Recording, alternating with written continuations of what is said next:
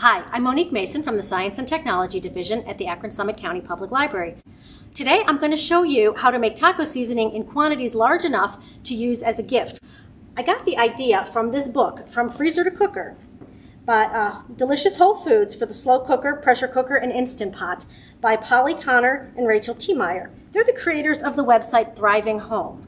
They've got lots of delicious recipes in this book that show you how to prep them, and then you can make them right away, or you can put them in your freezer and cook later in your slow cooker, your Instant Pot, whatever it is you have to use. I would suggest the shredded balsamic beef and the vegetarian tortilla soup. I've made them both and they're delicious. But today I'm going to show you another recipe they have in here for making the pantry stable taco seasoning. Their recipe is written for 1/4 cup, which is a good amount. It gives you about 2 recipes worth, but I want to make more for gifts. So I'm going to scale this recipe up to 2 cups. And to do that can sometimes be pretty tricky. You know, how much do you need? How much does 1½ tablespoons convert to make 8 times as much as the recipe says? So I turned to Google to do that. I simply typed in 1½ tablespoons times 8, and I got my answer, which was 12 tablespoons. But that's not a real convenient figure to measure out. So I again used Google and I converted 12 tablespoons to cups and got the answer 3/4 cups. So that was the amount I need for chili powder for this recipe.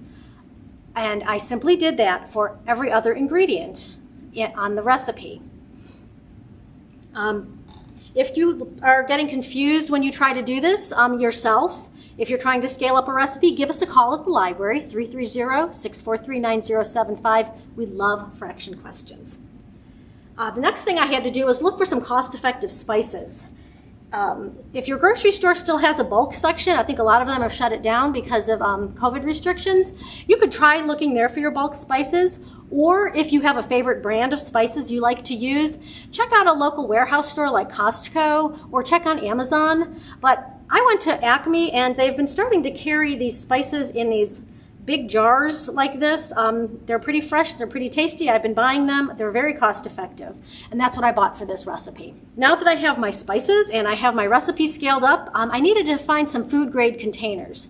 Really, if you're making this for yourself and you just want to have a lot on hand, you could use really old jelly jars, old salad dressing, mayonnaise jars, something that's food grade. But for this, I wanted to use something kind of cute, so I went to Amazon and I bought these little jars here that are like these little quilted jelly jars with lids.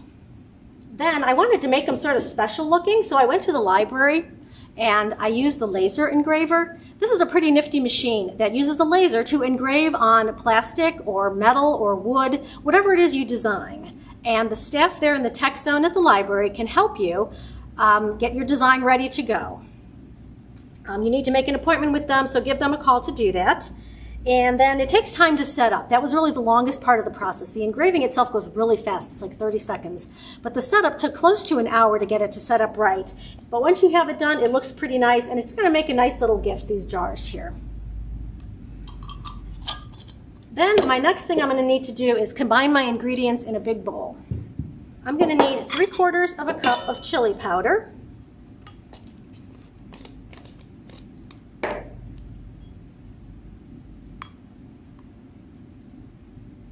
There we go, that looks about right to me.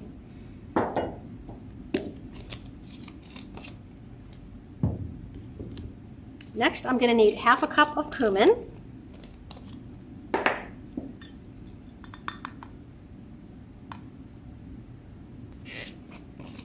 And 1/4 cup of pepper.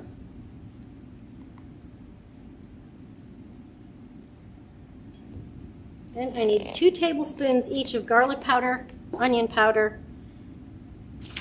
hot pepper, and dried oregano and paprika.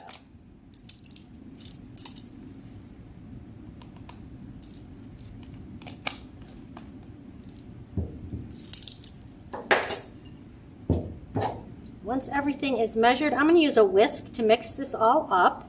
I'm going to mix it up really good. You could use a spoon, but I think that might be a little explodey and make a mess. So I'm using this whisk instead.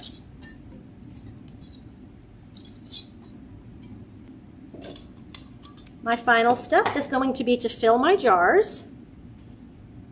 Now, if you were making this for a gift, instead of mixing it all up, you might want to maybe make the layers and layer your ingredients, sort of look like spice art or sand art. That might be kind of a nice thing. But since my jars are quilted, I think that effort's going to be wasted. So I'm just going to go ahead and fill these up with a spoon.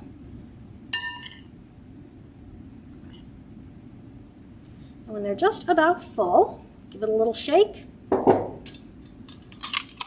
And plop on my lid.